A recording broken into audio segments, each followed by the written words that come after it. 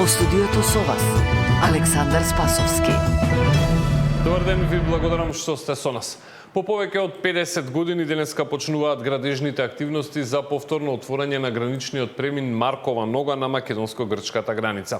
Проектот опфаќа изградба на административна зграда на Царинската управа и целокупната инфраструктура потребна за да функционира како граничен премин. Со отворањето на овој граничен премин се очекува да се отвори простор за економска, туристичка и културна соработка меѓу Македонија и Грција. Повторното отворање на граничниот премин беше најавено со потпишувањето на Преспанскиот договор уште во 2018-та. Граничниот премин Маркова нога Лемо се затворен повеќе од 50 години, а преку него порано се поминувало само со лична карта. Наша екипа е на терен, очекуваме вклучување во живо на изјавите за медиуми, доколку се случат во текот на овие вести, доколку не деталите ќе ги имаме во вестите во 16. Во 30-дневен притвор одат бизнисменот и поранешен директор на спортскиот центар Борис Трајковски Радко Капушевски и неговиот партнер во компанијата РКМ Ерџан Сулковски, како и поранешниот директор во државната ЕСМ Адријан Муча. Јавниот обвинител се согласи за промена на предлогот за определување мерка притвор со предлог за куќен притвор за собственикот на Пуцко Петрол Асмир Јаховски. Ова се одлуките на судијата од Основниот кривичен суд кој вчера одлучуваше околу мерките на предпазливост за осомничените за злоупотреби со набавки на мазут и реши да го прифати предлогот на обвинителството за определување мерка притвор за тројца од 5 мината за кој обвинителството ја бараше мерката. Од судот додаваат дека останатите 7 на осомничени кои беа спроведени во судот, за нив судијата го прифатил предлогот на јавниот обвинител и донел решение за определување мерки на предпазливост. Против овие решенија странките можат да се жалат пред кривичниот совет. Покрај бизнисмените меѓу осомничените се и поранешни директори и раководители во АДСМ. Сите се сомничат за злоупотреби при набавка на мазут со сомнително потекло и квалитет. Предпоставките се дека мазутот бил увезен со високо ниво на сулфур и тешки метали, што се закана за загадување на водата, почвата, но и здравјето на луѓето. Според првичните информации, увозниците се сомничат и за оштетување на буџетот од околу 160 милиони евра. СДСМ и ДУИ упорно го бранат корумпираното судство и обвинителство, а вистинската причина денес е јасна. Се работи за заштита на криминал вреден 167 милиони евра, реагираат на пресконференција од владеачката ВМРО ДПМН утро. Знаат кој ги труел и при тоа ги крадел. Само судиите на СДС и ДУИ ги штитат криминалците. Наместо најстроги мерки за обезбедување на присуство, судиите на СДС и ДУИ го пуштиле дома синот на пратеникот Јаховски, газда на Пуцко Петрол. Иако помеѓу осомничените има лица кои што се во бегство, како Васко Ковачевски, судот верува дека останатите нема да бегаат, со што се увери судот дека и другите осомничени кои се имотни нема да се впуштат во бегство. Кој ќе одговара ако уште некој од осомничените избега? До кога судиите ќе им служат на СДС и ДУИ, а не на народот? Пресудите се носат во име на граѓаните, а не во име на партиите СДС и ДУИ. Судиите да се освестат и да почнат да работат по закон. Одговорноста за секој пропуст и криминал е нивна. А незадоволството кон состојбите во судството пратениците од мнозинството го покажаа вчера на седница кога по релативно кратка дебата гласа недоверба на 5-мината членови на судскиот совет кои ги избира собранието. Пратениците констатираа дека тие веќе немаат легитимитет да ја вршат функцијата, ставајќи им на товар серија престапи кои според нив довеле до широко распространета недоверба во правосудниот систем. Опозицијата не присуствуваше на гласањето со изговор дека сака да спречи мешање на законодавната во судската власт. Одлуката на собранието за разрешување на членовите на судскиот совет не значи автоматски крај на нивниот мандат, но ги става во сериозни проблеми доколку се решат да останат на функцијата во ситуација кога органот кој ги избрал веќе изгласал дека не може да останат на таа позиција. Државната комисија за спречување на корупцијата ќе утврдува дали има судирни интереси во случајот со тендерите во Министерството за дигитална трансформација. Во текот на вчерашниот ден, по објавите во медиумите, антикорупцијската комисија оформи предмет по сопствена иницијатива и ќе постапува да се утврди дали има судирни интереси, велат од антикорупцијска. Опозицијската СДСМ во понеделникот обвини за конфликт на интерес, непотизам и сомнение за корупција во Министерството во врска со две јавни набавки во вредност од 50.000 евра, што ги добила фирма која е сопственост на сопругот на државната секретарка во истото министерство. Вчера пак ја повика антикорупцијска итно да постапи по овој случај. А од СДСМ денеска ја поздрави антикорупцијска што отворила предмет за случајот во Министерството за дигитализација. Го поздравуваме брзото постапување на Државната комисија за спречување на корупцијата која оформи предмет за јасниот случај на судирни интереси, непотизам и корупција, поврзан со тендерите што ги доби сопругот на државната секретарка Клинчарова во Министерството за дигитална трансформација. Повеќе од јасно е дека министерот Стефан Андоновски е вмешан и главен одговорен за овој случај. Чекорот на антикорупцијска е во вистинска насока, но сега е наред јавното обвинителство. Правдата мора да биде задоволена, се вели во соопштението кое што го испратија од СДСМ.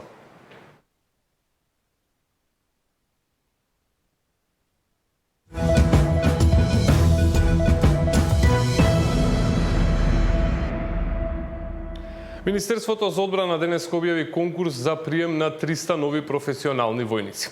Право да се пријават имат сите полнолетни физички здрави државјани на Македонија кои не се постари од 25 години.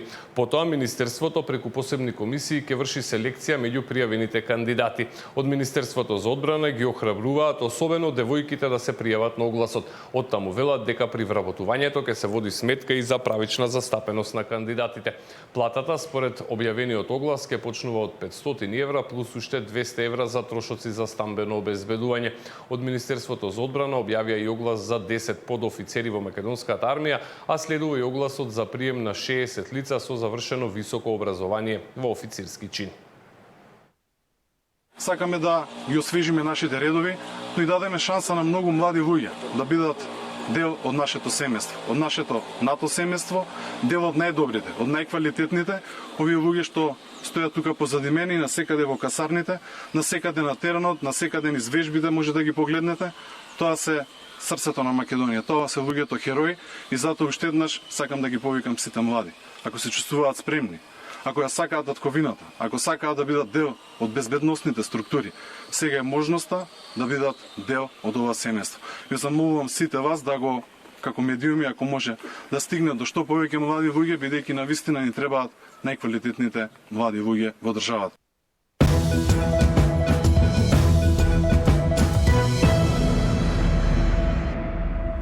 Со распит на обвинетите за убиството на Вања и Панче во Основниот кривичен суд во Скопје денеска продолжи судењето за двојното убиство.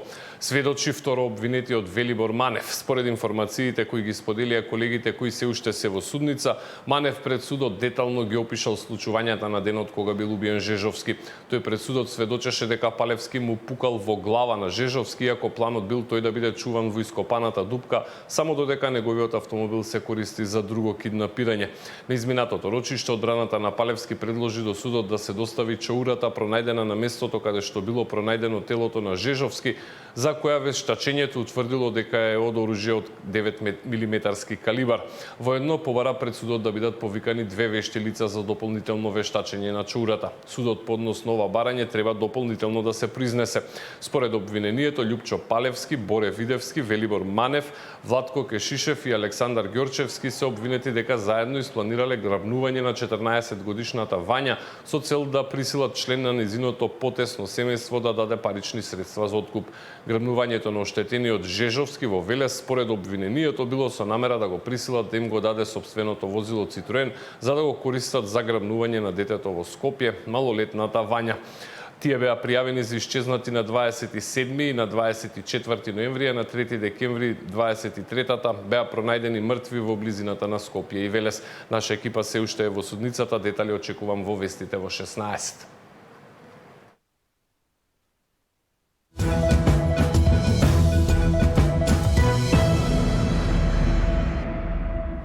Одиме на локални теми. Растот на температурите повторно ни ги враќа проблемите кои што ги имаме со пожарите на отворен простор.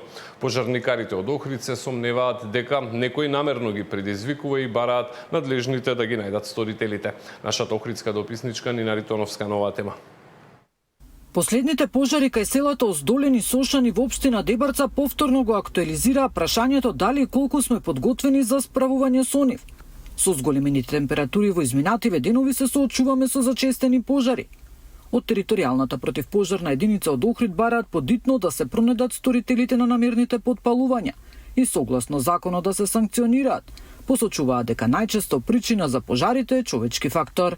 Да, нетипично из овој период е. Во општина Дебрца имаме зголемен обем на пожари на отворен простор.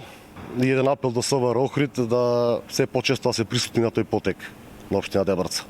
Од национални шуми со апел да се зачуваат шумите од пожари.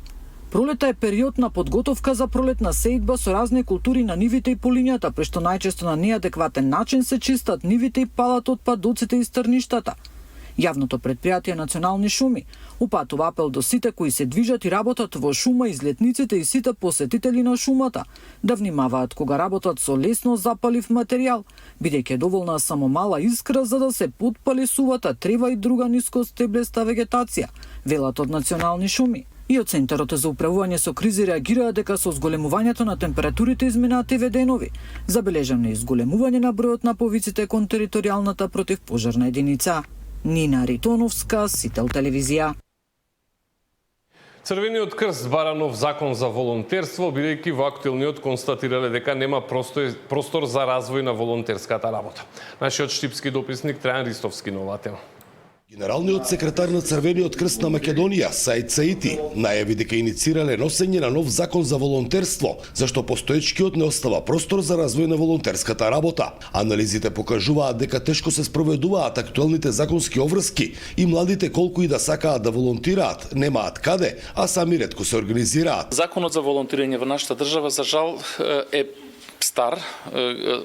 Ако се земат во предвид динамиката на развојот на настаните во едно современо општество, тој е стар некои 15 години и навистина не е овозможувачки, односно не остава голем простор за развој на волонтерската работа.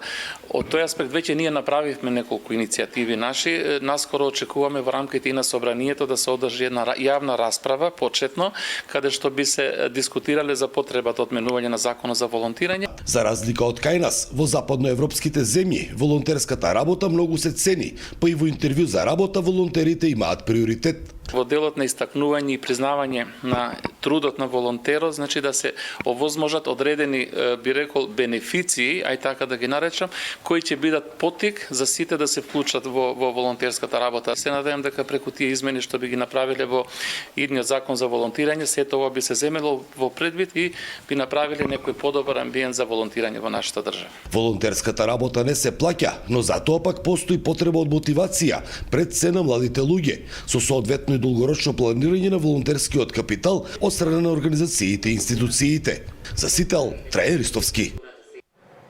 А од Струмица ни доаѓа приказната за еден струмичанец кој по повод 80 годишниот јубилеј на Црвениот крст во градот даруваше крв по 62 пат. Нашиот струмички дописник Зоран Ѓоргиев е на оваа тема. Дарувањето крв и понатаму останува доминантна активност на Струмичкиот Црвен крст. Голем е бројот на крводарители кои учествуваат во акциите на оваа организација. Меѓу нив е и Тимо Комаров, кој досега крв има дарувано 62 пати. За него, дарувањето крв не е само хуман чин, туку и духовно задоволство, бидејќи му дава поинаква смисла во неговиот живот. Имам дарувано крв околу 62 пати во евиденција на книжка, и дополнително по интервентни случаи, на хитни случаи, студентски денови, тогаш немаше евиденција, беше познашна Југославија. Зошто? Прашањето е прво за спасување човечки животи, бидејќи крвта е незаменлива, а од друга страна па самото човечко тело со самото дарување ствара таква една, како да се изразам сега, навика и потреба да се бори за нешто што му недостига. Цели 40 години дел од оваа организација е и примариус доктор Васил Тунев. Започнал како волонтер, а денеска е начело на општинската организација. Доколку може да се врати назад, повторно би го направил истото. Вели, условите се многу подобри за работа отколку порано, а со тоа и можностите да се помогне на некого многу поголеми, посебно преку проектите што се реализираат. Кој ќе се зарази со Црвен крст ќе остане цел живот во него. Значи, мојот ентузијазам не престанува. Јас сум веќе човек кој што надмина 70 години, но ентузијазмот ме држи како да сум 40. Тоа ме држи помлад. Јас работам со млади луѓе и младалачки размислувам, така да ми дава тоа енергија и ветер во грбот. Пред 40 години беше друго, потешко беше финансиски да се преживее. Сега со проектите, дојде време на проекти, по-лесно дишиме. Во моментот во Општинската организација на Црвениот крст во Струмица се реализираат голем број проекти во кои се вклучени близу 800 волонтери.